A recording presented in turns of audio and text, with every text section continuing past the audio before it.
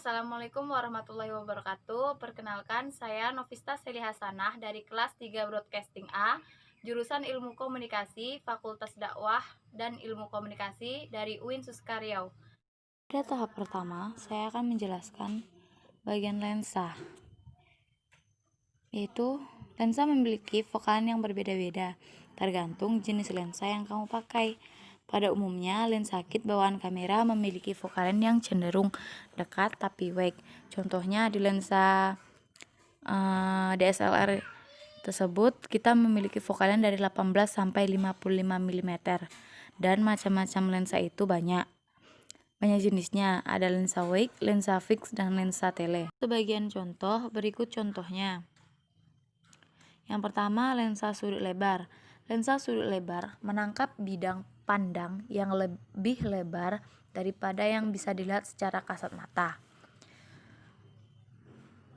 Lensa sudut lebar juga membesar-besarkan perspektif, yaitu lensa tersebut bisa membuat objek di sekitar terlihat lebih besar dan lebih dekat, serta objek yang jauh terlihat lebih kecil dan bahkan semakin jauh. Berikutnya, lensa makro. Jenis lensa makro ini ideal untuk memotret tumbuhan, serangga, makanan, pernak-pernik, dan aksesoris, serta subjek kecil lainnya. Hal ini karena lensa tersebut memiliki jarak pemfokusan sangat dekat dan rasio pembesaran minimal 1:1. Yang ketiga, lensa telefoto. Lensa telefoto menarik subjek fotografis yang jauh dan membuatnya terlihat lebih besar dan lebih dekat daripada yang sesungguhnya. Lensa telefoto juga dikenal karena efek kompresi yang membuat berbagai objek terlihat lebih dekat antara satu sama lainnya.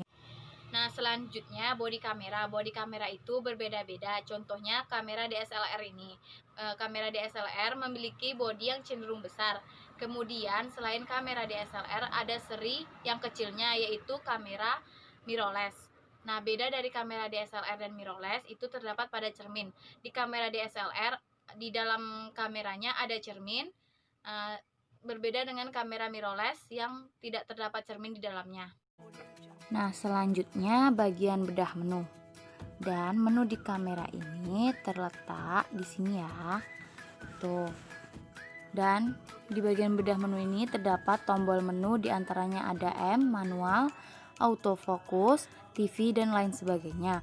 Dan yang petak warna hijau ini itu adalah autofocus. Kemudian untuk merekam video menggunakan yang gambar kamera video yang terletak di akhir bagian. Selanjutnya, fungsi tombol. Yang pertama, tombol on off, fungsinya untuk menghidupkan dan mematikan kamera. Selanjutnya, tombol shutter. Semakin rendah shutter, maka semakin terang video atau gambar. Nah, semakin besar shutter, maka semakin gelap video atau gambar. Seperti ini. Kemudian di tombol ISO ini kita pencet dulu tombol ISO. ISO semakin kecil maka semakin gelap, tetapi semakin besar semakin cerah.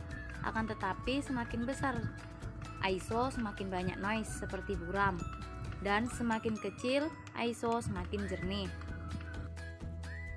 Kemudian ada yang namanya diafragma atau aperture. Semakin kecil diafragma semakin cerah, dan semakin besar diafragma semakin gelap.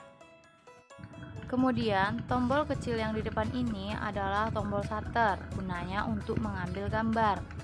Tuh, seperti ini. Kemudian ini adalah tombol record dan tombol display. Jika kita tekan tombol ini, preview akan menjadi ke layar, dan ditekan sekali lagi,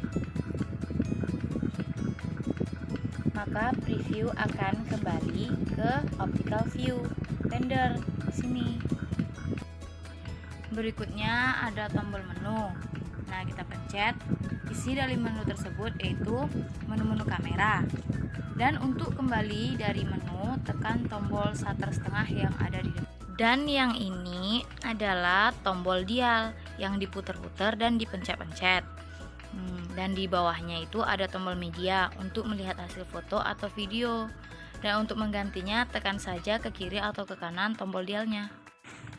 Dan untuk menghapus hasil foto atau videonya, ada tombol sampah di ujung kiri kamera ini. Selanjutnya ada tombol digital zoom. Ada zoom out dan zoom in atau zoom dari kamera, sedangkan yang di lensa adalah optical zoom. Dan terakhir adalah tombol custom. Jika kita ingin custom secara fokus, nah ini termasuk dalam tombol dial.